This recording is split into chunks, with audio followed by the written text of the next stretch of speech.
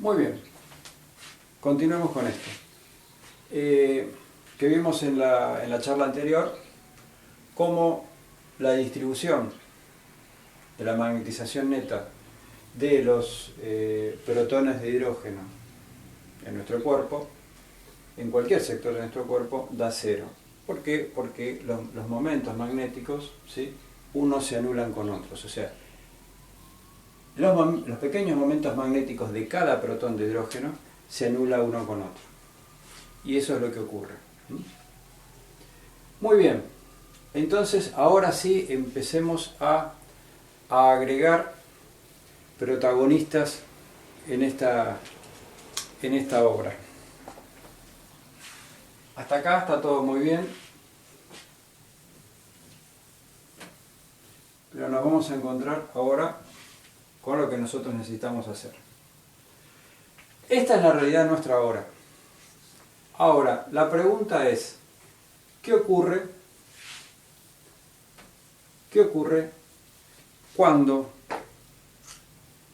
a nuestro cuerpo, o a cierto sector de nuestro cuerpo, le estamos aplicando un campo magnético de mucha potencia, de un gran campo magnético?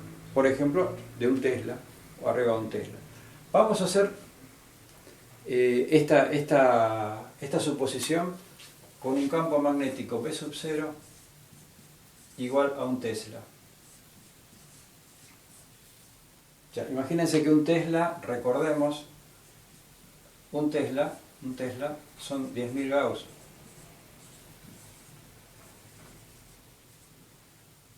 Y el campo magnético terrestre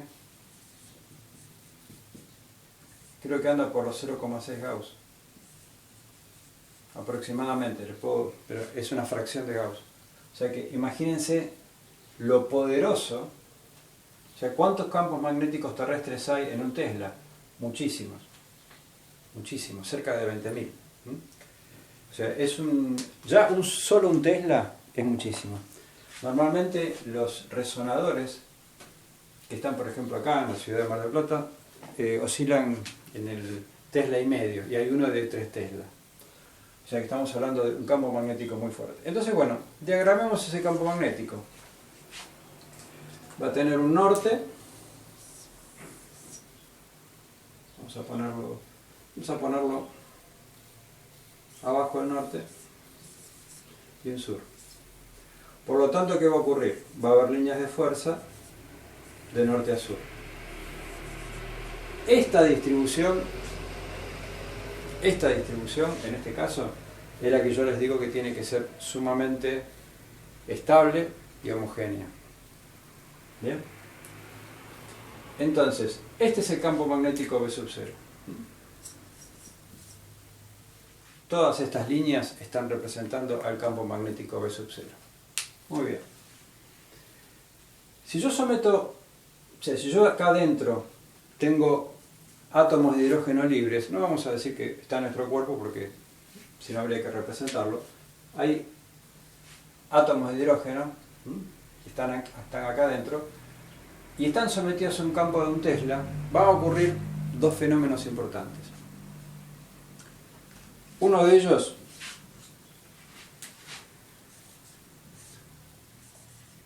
es la alineación.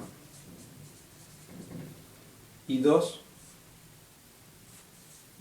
se va a producir un movimiento que se llama movimiento de precesión.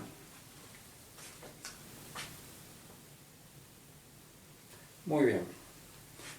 ¿Se acuerdan que habíamos dicho de que sin campo magnético los protones, uno está apuntando hacia acá, el otro hacia acá, el otro hacia acá, el otro hacia acá? Cada momento magnético contribuido por uno de ellos tiene un valor, pero cuando se lo suma a todos da cero, habíamos dicho. La magnetización neta da cero. ¿Qué ocurre cuando se le da el campo? Cuando se aplica este campo, vamos a empezar a tener un proceso de alineación donde todos se van a orientar en esta dirección, norte-sur o sur-norte.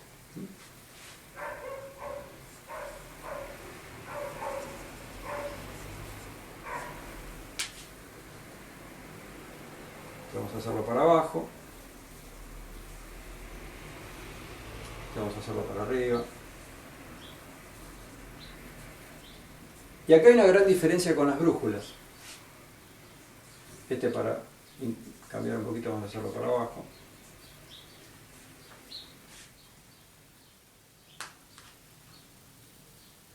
Acá hay una gran diferencia con las brújulas. Cuando uno somete una brújula al campo magnético terrestre, solamente tiene un sentido. ¿Hacia dónde apuntan las brújulas? Hacia el norte. ¿Sí? Entonces, ¿qué ocurre? Acá no. Acá el comportamiento de los protones de hidrógeno tiene una característica. Una parte de ellos se va a orientar hacia el norte y otra parte de ellos se va a orientar hacia el sur. ¿Sí? Entonces, una parte va a tener una dirección hacia el norte que se va a llamar que están en un sentido paralelo.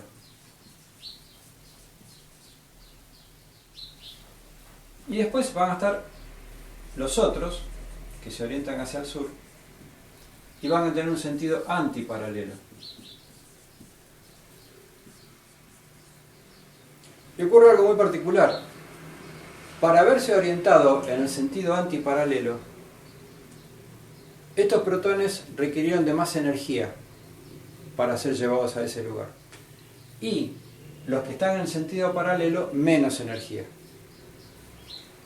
Ahora, en este caso, va a haber aproximadamente la mitad de los protones orientados en sentido paralelo y la otra mitad en sentido antiparalelo.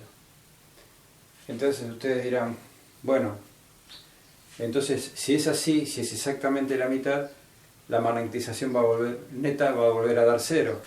Y si la magnetización neta da cero, no tenemos forma de medir a estos protones. Y bueno, ahí estaríamos fritos, porque no podríamos hacer nada. Pero no es así. Para que se den una idea, para un campo magnético de un Tesla, hay una pequeña diferencia a favor para los protones que se orientan en sentido paralelo. Por ejemplo, si hay 10 millones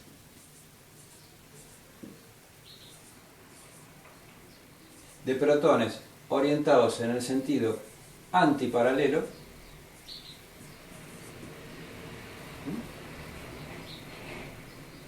hay en 10 millones, la diferencia es,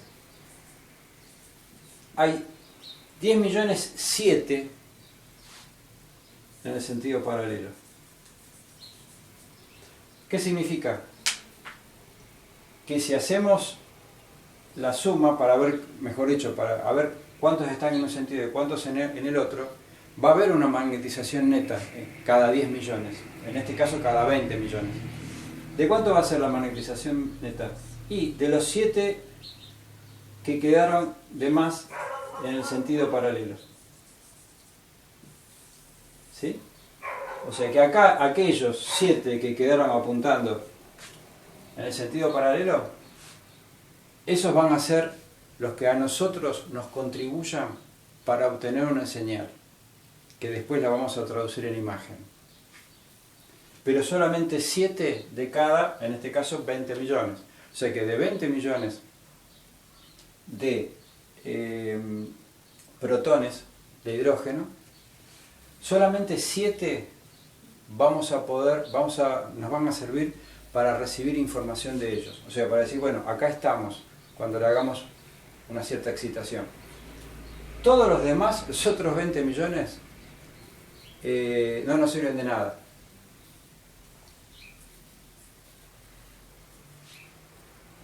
Entonces ahora viene la explicación de por qué, que se les había dicho en las clases anteriores, ¿por qué se busca que estos valores de Tesla, o sea, estos valores de campos magnéticos, los servicios de diagnóstico necesitan valores cada vez más altos? Porque ocurre algo muy particular. Esto de los 7 paralelos, podemos decirlo como un ejemplo, va a ocurrir con los campos magnéticos de un Tesla. Pero si yo a esto mismo, a este mismo proceso, hago un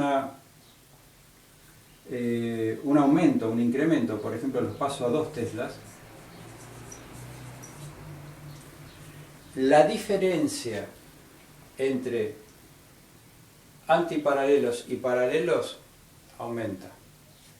O sea que si yo en vez de hacer, si con un Tesla en 20 millones tengo 7 paralelos a favor, en 20 millones con 2 Teslas hay más cantidad en sentido paralelo.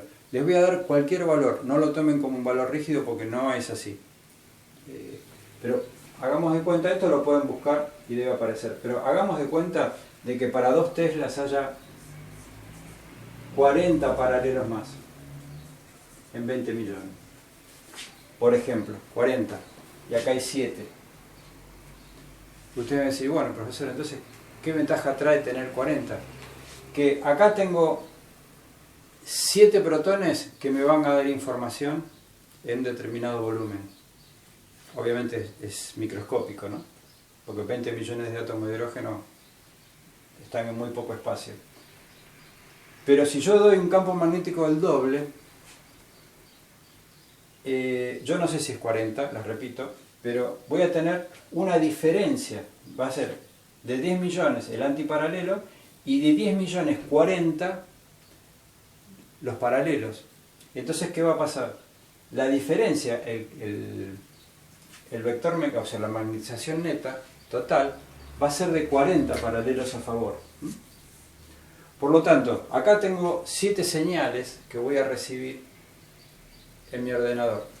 Acá voy a tener 40 señales por unidad de volumen. O sea, voy a tener un valor mucho más alto. Y si le doy 3 Teslas, la cantidad de paralelos va a ser mayor todavía, va a subir. Por lo tanto, ¿qué ocurre? Cuanto más Teslas tenga mi campo magnético, mayor información de las magnetizaciones voy a tener por unidad de volumen. ¿Y eso qué significa? Una mejor calidad diagnóstica y un menor tiempo de adquisición de imágenes. Entonces, sale redondo. ¿Qué conviene? Obviamente tener magnetizaciones fuertes, ¿sí? Obviamente siempre y cuando no traiga ningún otro trastorno. Hasta ahora, hasta donde yo sé, no soy médico, pero se supone que las magnetizaciones no le están afectando al cuerpo humano. Los médicos serían los indicados para hablar sobre esto, no yo. Pero desde el punto de vista físico, desde el punto de vista tecnológico, fíjense claramente cuál es la ventaja. Es muy, muy, muy clarito. Entonces, acá entendemos por qué la necesidad de tener campos magnéticos fuertes. Porque las alineaciones, la posición de paralelos y antiparalelos varía de esta manera. Muy bien.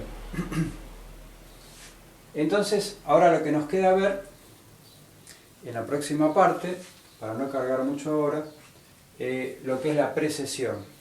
Y dentro de lo que es la precesión va a entrar, obviamente, lo que es la ley del Larmor en todo este paquete. Muy bien, vamos a dejarlo acá esto.